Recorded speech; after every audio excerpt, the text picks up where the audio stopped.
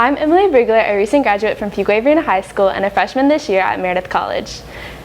I'm so grateful to have this opportunity to sit with Ann Hooker and listen to all her amazing experiences and stories. Getting to know someone who went beyond just being a teacher, getting to know their students, getting to go and give them opportunities, I think is amazing. I think teaching is just a lot more than just being a figure in the classroom, but going and getting to know the students and making an impact on their life and inspiring them and pushing them to succeed. So as our Hall of Fame representative in education, tell us what motivated you to become a difference maker. Well, I think that when I started teaching at an early age of 21 years old, afraid going into a junior high school at the time, Leroy Martin Junior High, I worked with some phenomenal teachers, and they became my mentors. And as my mentors, they told me that I should do things like be a continuous learner, take staff development activities, do workshops, join organizations that would increase my education along the way, and they were sort of my influencers. During that time, I served as the president of the Raleigh Association of Classroom Teachers, and I had an opportunity to talk and interact with teachers from all over the county, all over the city of Raleigh, really, and to hear their concerns, to know what they were interested in as teachers, and also to go to conferences with them and to meet outstanding educators across the state and the world, really, when we would go to some of the NEA conferences. It just influenced me an awful lot and wanted me to be the kind of person, and they influenced me so much and wanted me to be the best teacher that I could possibly be. So can you call an educator or community member who inspired you? So going off of what you just said. Well, I'd probably have to start with not necessarily a community member or an educator, but my parents. Very much an influence in my life. I can hear my mother now always saying, always be a lady. And I didn't really know what she was saying then, but from a little girl, always be a lady. And I remembered that and how important that was, because people were always watching how you act and how you present yourself. Also, I had a math teacher in high school named Mr. Carter. No relation, but he was phenomenal. And up until he was my 11th grade teacher, and up to that time, I didn't necessarily like mathematics. I was a little leery of it and very afraid of mathematics, but he made it come alive and made it interesting. And so I really appreciated all that he did, because I had him for 2 years. When I went off to college, I had a female teacher named Mrs. Bishop. I had never had a woman math teacher before, other than elementary school. And she stopped several of us after school, after class one day, and said, I want to talk with you after class. And we were wondering, well, what have we done? And she said, are you all elementary education majors? And we said, yes. She said, have you thought about being math majors? And we said, no. So she said, let's go change your major and become a math major. And we were a little leery of that too, but we did. And it was the best choice I had made. She was just a beautiful teacher, and we enjoyed having her as a teacher all the way through college. And I oftentimes thought about how I tried to emulate her in the classroom, and how kind and gentle she was as a teacher, and how she always wanted to make sure that we understood what we were doing. And I wanted to do the same thing with my students, to make sure that they understood what I was teaching. I think the other person who's influential in my life has been my husband. As an educator, he always gave me the confidence to believe that I could do things.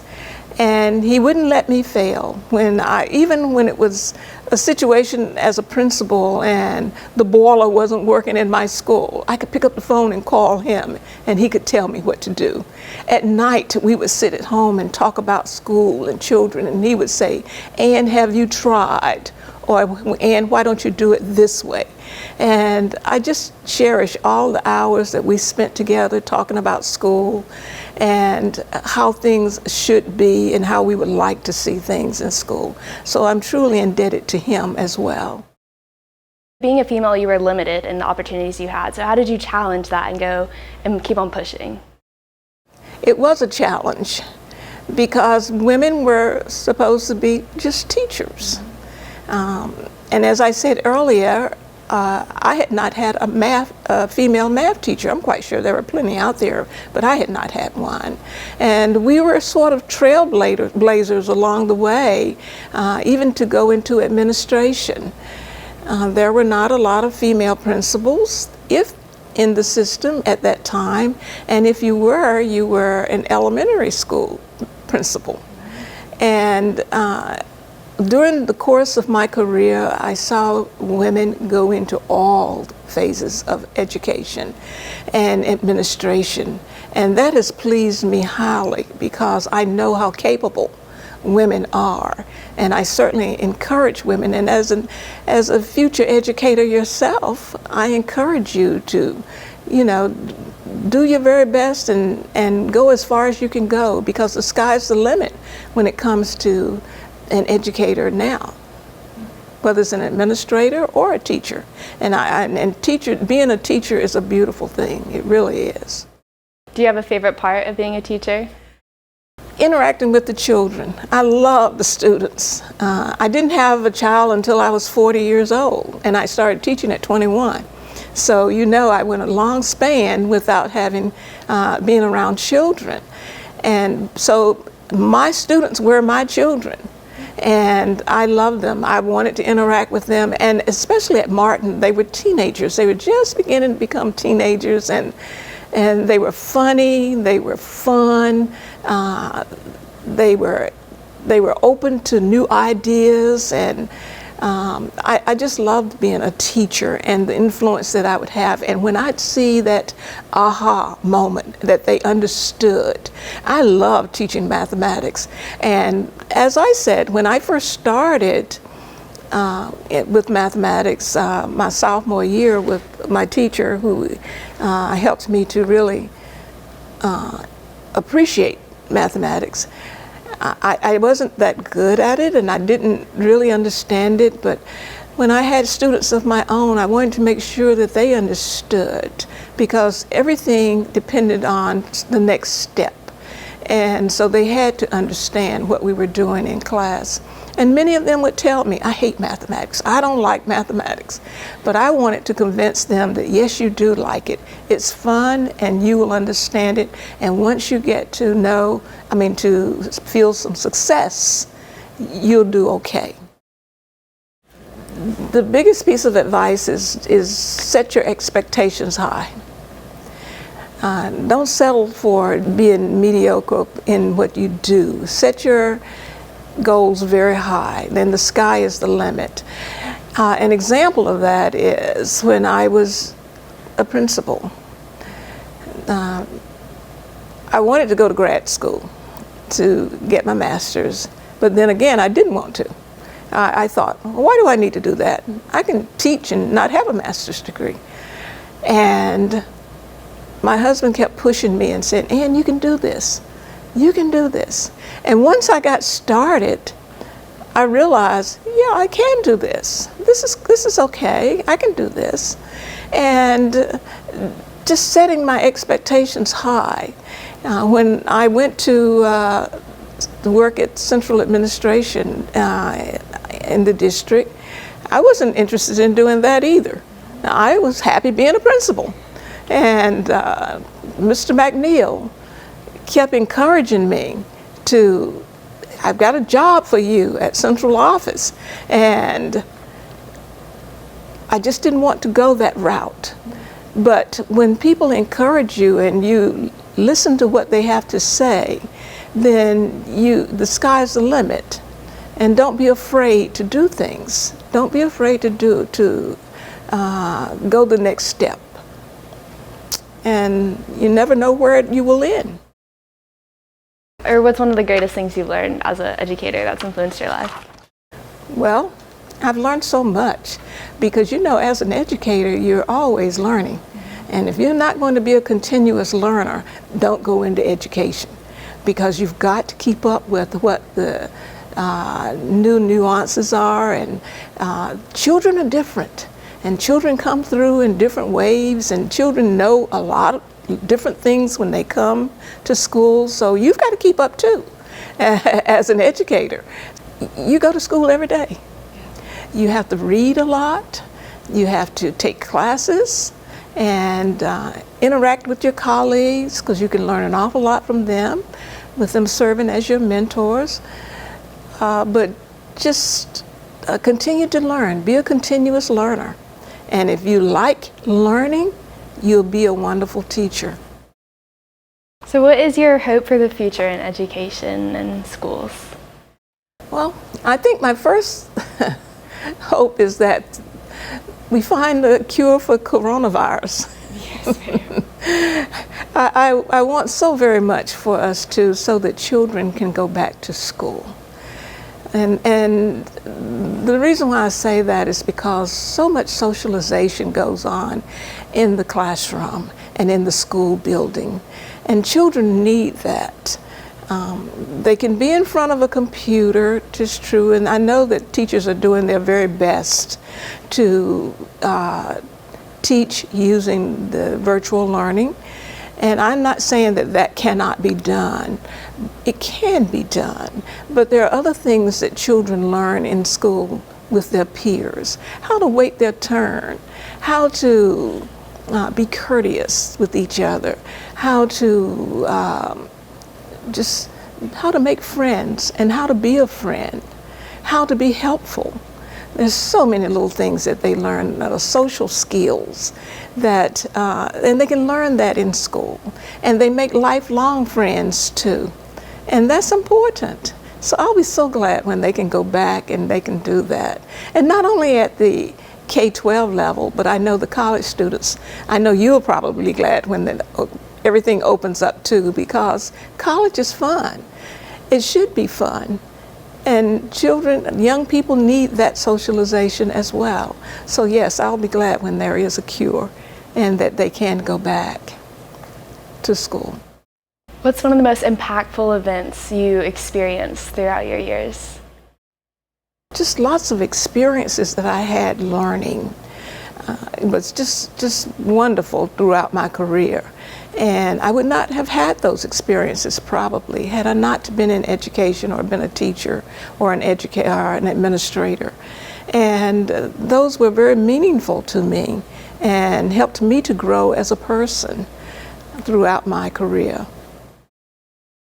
Do you have any advice for me going into the education field? I do. First, I want to say congratulations for going into the field of education. Being a teacher is a wonderful experience, and we need so many good teachers. You are going to be as I said, a continuous learner. If you like learning, you're in the right field, because you're going to be learning the whole time that you are a teacher. I also say to get to know your students. They all have a different story, and they all bring something different to the classroom. But get to know them, because what they bring to the classroom will help you determine how you teach them when you get to know them. So it's important that you get to know them. Make teaching fun and interesting. No one wants to hear a lecture every single day without something interesting in that lecture or in that classroom. And if you're going to be in K-12 children all like to have some fun, or to have something that keeps their attention or that they're interested in. Understand their language, understand what interests them, and try to focus your lessons on things that would help them to be engaged in your teaching. I know that you can recall some teachers who probably didn't always keep your interests, and you felt like, gee, not another day in this classroom. But always give that some thought when you walk in that classroom every day and say, I'm going to make this a meaningful lesson for my students. Now, all school is not fun and games. You know that, and I know that. But you can at least make it interesting for them so that they will want to come to your class. And share with your colleagues.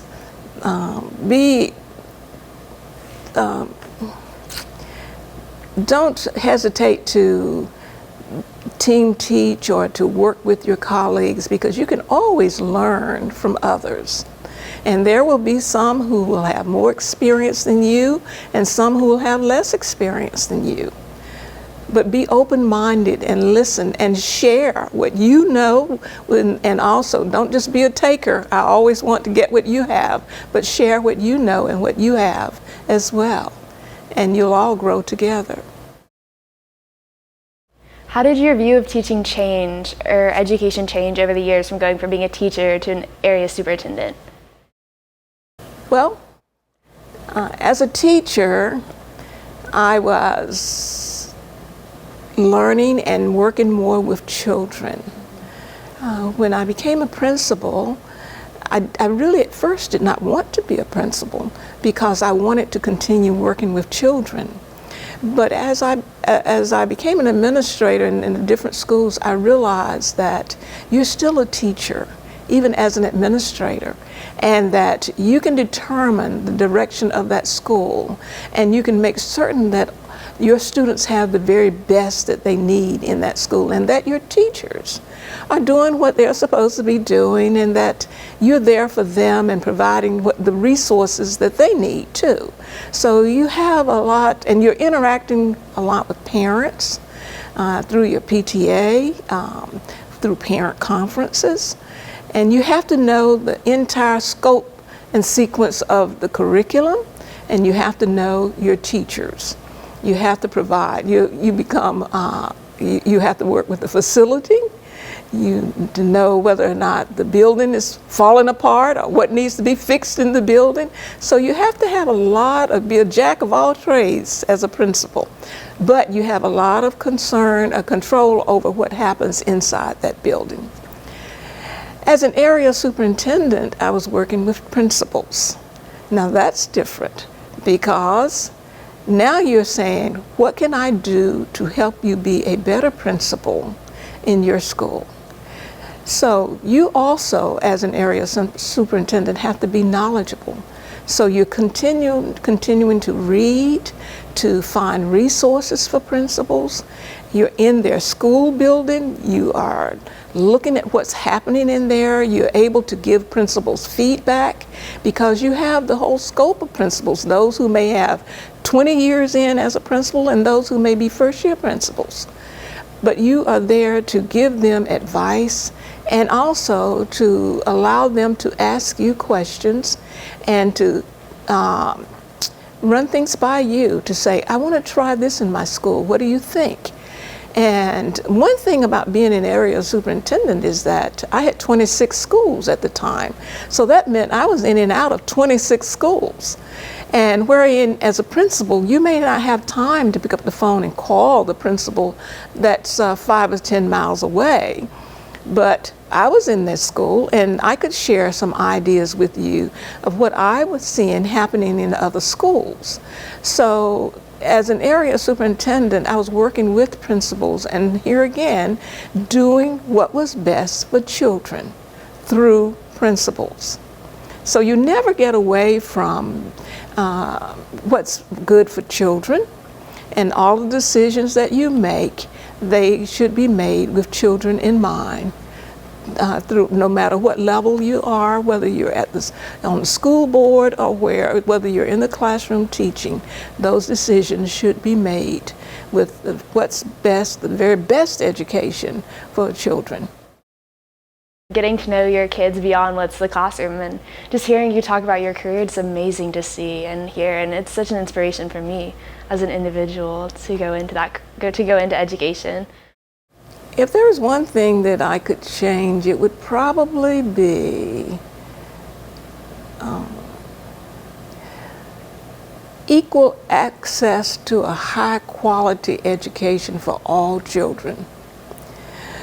We want to think that all children are getting a quality education, but there are some who do and some who do not. And teachers and principals only have so much control over the students that come to them. But you have to provide some things for children that they may not get at home. And you also have to provide some things for children who are really ahead of the other children. So being able to look at the school and to provide a high quality education for all children is so important. And that's what I would always want educators to think about. We want a high quality education for all children. Leave no child behind. What's one thing from your career that you will always take with you in life? The people I've met, the friendships I've met from the children. And it's always funny because the children will see me in the mall in different places and they'll say, "Hey, you were my principal when I was in elementary school. Don't you remember me?" And I have to chuckle and say, "Well, you really don't look like you looked when you were in elementary school, but tell me your name." And they'll tell me their names, and I'll say, "Are these your children?" And they'll say, "Yes, these are my children." And then they have a story to tell as well. And it's just a joy to see them now that they are grown and they are parents and that they have children of their own. It's good to see people that I have met over the years, and I go to lunch with some of my friends now, and it's just good to know the people and to interact with the people that I've met over the years. And you think about it, from the time I started teaching, working with all the teachers in that school, and then going on to be a principal at 2 different schools, and all the people in those schools, and then the central office people. I've met a lot of people in my day. And so I've learned a lot from them, and I've enjoyed meeting the majority of them.